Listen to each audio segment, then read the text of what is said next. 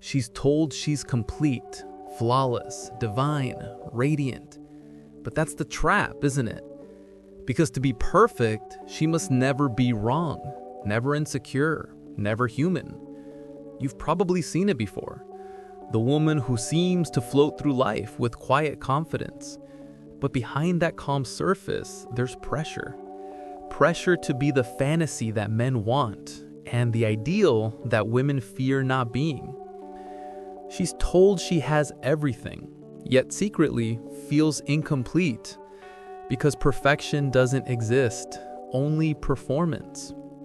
And here's where it gets darker. The men who fall for her don't fall for her. They fall for the myth, the projection of perfection, the dream they were conditioned to want, not the person behind it. It's a tragedy on both sides. She can't be real, and he can't truly connect. But what if the myth isn't hers alone? What if men and women both feed the illusion, each one playing their part in a story no one dares to rewrite? Simone de Beauvoir saw this decades ago, that the ideal woman was never a person, but a reflection of society's insecurities.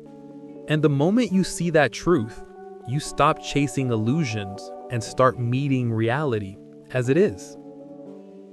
Simone de Beauvoir, one of the most influential existential philosophers of the 20th century, dared to confront the myth at its core. In The Second Sex, she dismantled centuries of cultural conditioning that defined women not as beings in themselves, but as symbols, reflections of what man desired or feared. She wrote, "One is not born, but rather becomes a woman." Meaning, femininity isn't nature, it's narrative. A story that begins long before she takes her first breath. From fairy tales to films, religion to romance novels, the message is constant. To be loved, she must be desirable. To be desirable, she must be flawless. And when she fails to uphold the myth, society punishes her with judgment, or worse, invisibility. But Beauvoir didn't stop there. She exposed the other side of the equation.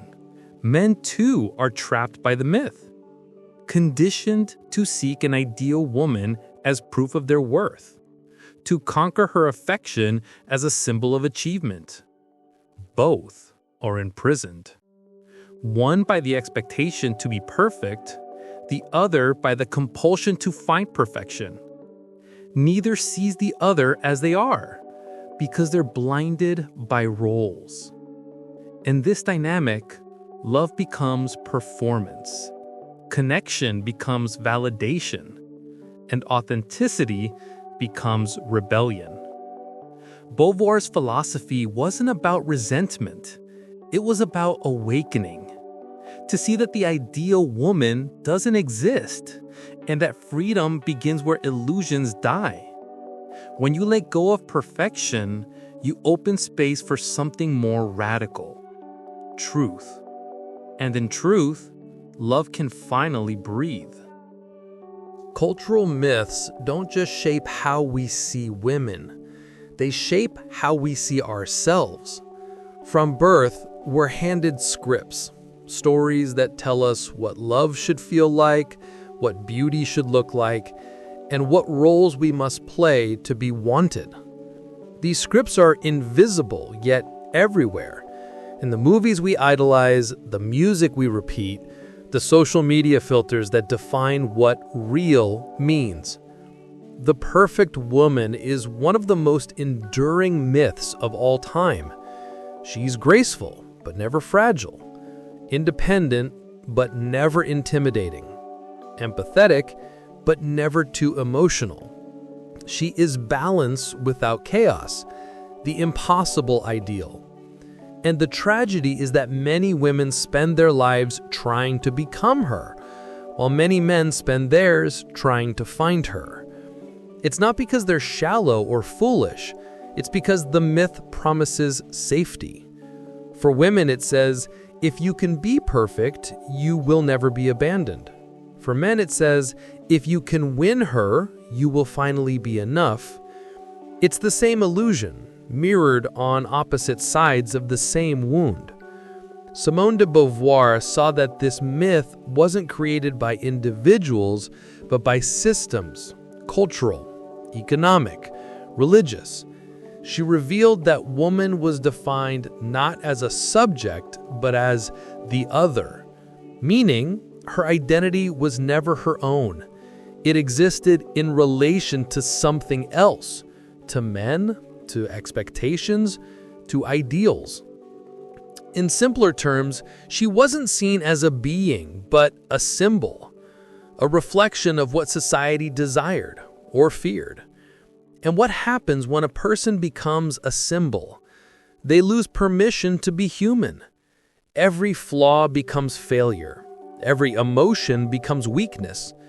Every deviation from the ideal feels like betrayal. This is why so many women struggle under the quiet weight of perfection.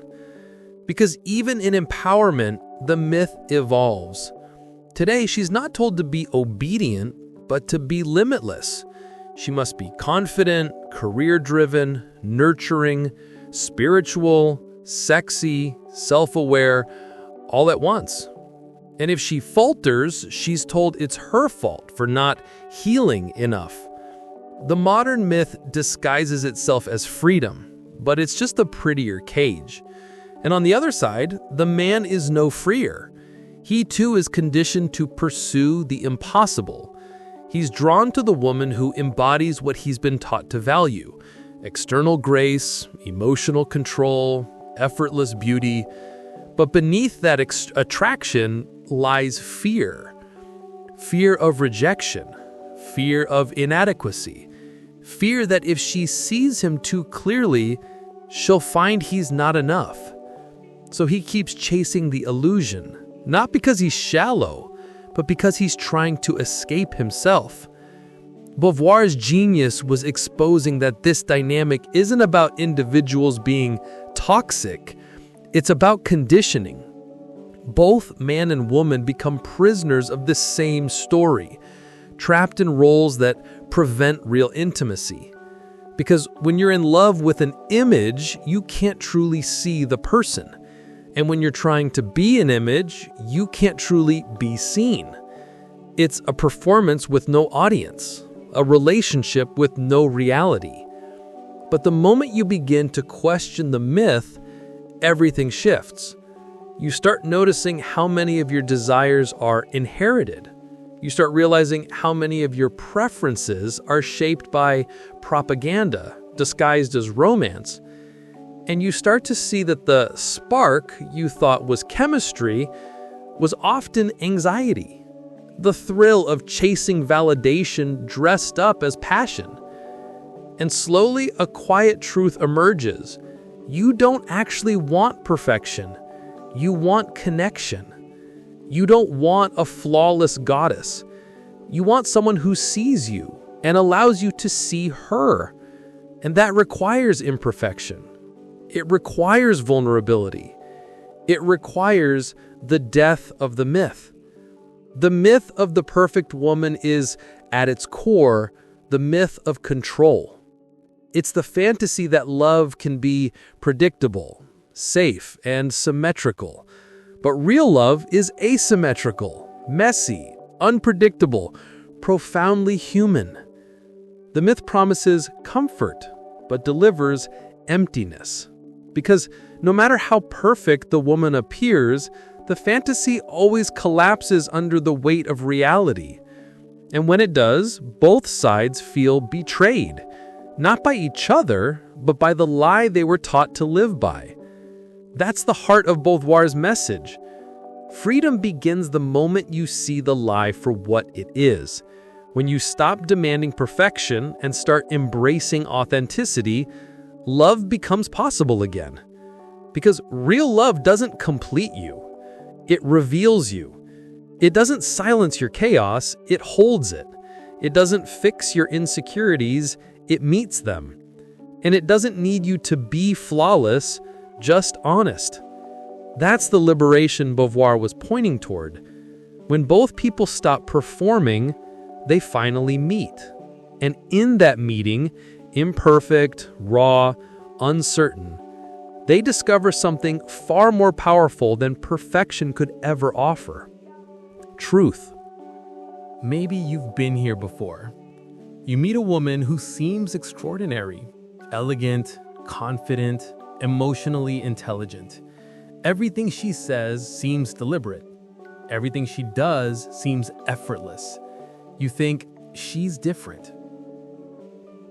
But weeks later, you start noticing cracks, flashes of insecurity, moments of control, emotional distance, and confusion sets in. You think she's changed, but maybe she was never that perfect to begin with. And maybe deep down, you didn't want her to be human. You wanted her to be perfect enough to fix what's imperfect in you. You start replaying moments in your head. The silence after an argument, the way she turned away, the moment you realized she was just as afraid of losing control as you were. That's when it hits you. The myth wasn't hers alone. You helped build it too. Because deep down, you believed love had to look a certain way, that she had to play the role. And now you're both tired, pretending to be ideals that never existed. When you finally stop searching for the perfect woman, you start to see the real ones, the flawed, the complex, the beautifully imperfect humans capable of love that isn't built on fantasy. Here's the paradox. The myth of the perfect woman was never really about women. It was about control. Control over chaos. Control over the unpredictable nature of love, desire, and rejection. Control over the fear of being truly seen. Because when someone sees you, really sees you, you lose control of how they'll respond. They might walk away. They might love you differently than you hoped. They might mirror back the parts of you you've spent your entire life avoiding. And so, instead of risking that kind of vulnerability, we reach for ideals. Ideals are safe. They can't reject us. They can't expose our fragility. So we create myths. Men chase an image of feminine perfection. Women chase an image of emotional and social completion. And both believe they're chasing love. But what they're really chasing is relief. Relief from uncertainty. Relief from the pain of rejection. Relief from the reality that true intimacy always requires surrender. Simone de Beauvoir saw this trap clearly. Both genders become actors in the same unconscious play. One built to avoid the discomfort of freedom. Because freedom, in her view, isn't about doing whatever you want. It's about accepting responsibility for who you are, moment by moment, without hiding behind myths or masks. When we fall in love with an ideal, we aren't in love with the person before us. We're in love with what they represent. She becomes the canvas for his longing. He becomes the stage for her validation. It feels like connection, but it's not. It's projection. It's fantasy disguised as affection. And that's why the relationships built on these myths always end in disillusionment. Because eventually the image cracks. The goddess becomes human. The protector becomes uncertain. The mirror starts to reflect what we tried so hard not to see. And in that moment, when the illusion falls, most people panic. They think the love has died. They think the magic is gone. But the truth is far more beautiful. That's where real love begins. Real love doesn't emerge in fantasy. It emerges in the collapse of fantasy. when you no longer need the other person to complete a story. You start to see them as they are. Not as a savior, not as a symbol, but as another soul, imperfect, complex, alive. It's terrifying because you lose the safety of the script, but it's also liberating because you finally step into something real. And maybe that's the lesson Beauvoir left hidden in her work. We don't need to destroy the myth by force. We outgrow it through awareness. When you stop needing someone to play a role, you free both of you from the illusion. You let her be human. You let yourself be human. And in that shared humanity, connection becomes possible again. Love stops being a quest for perfection and becomes a practice of understanding. It becomes an act of seeing without trying to control. It becomes a conversation between two people who no longer need to perform for each other. And the irony is, once the illusion is gone, attraction deepens. Because authenticity is magnetic in a way perfection never could be. Perfection inspires admiration, but truth awakens devotion. So what do you do with this knowledge now that the myth is exposed? First, you stop fighting the illusion in others and start dissolving it within yourself.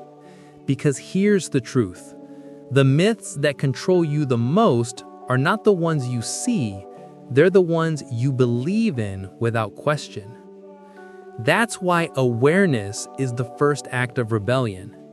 It's not glamorous, it's not loud. It's the quiet decision to watch your own mind, to see when you're idealizing, when you're rescuing, when you're craving validation instead of connection. Every time you catch yourself thinking, "She's perfect," pause. Ask yourself, perfect for who? Perfect for what story? That small question cracks the spell. Because when you realize she's not a goddess or a savior, just a person shaped by her own myths and insecurities, something remarkable happens. Compassion returns. Not blind compassion that excuses everything, but mature compassion that understands.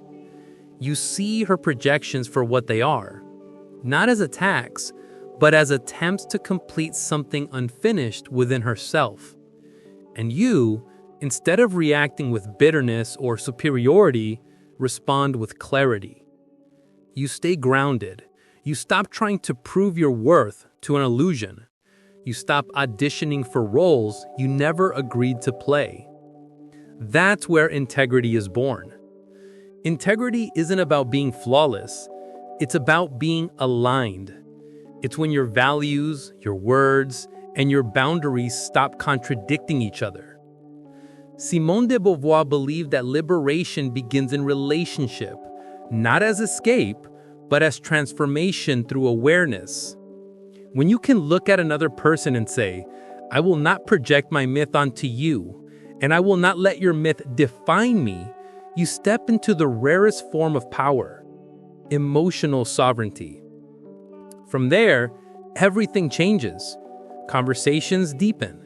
Reactions soften. You begin to attract people who are drawn to your authenticity, not your performance.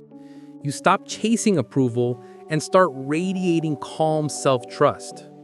So the practical work is this. Learn to witness, not react. Learn to question, not idealize.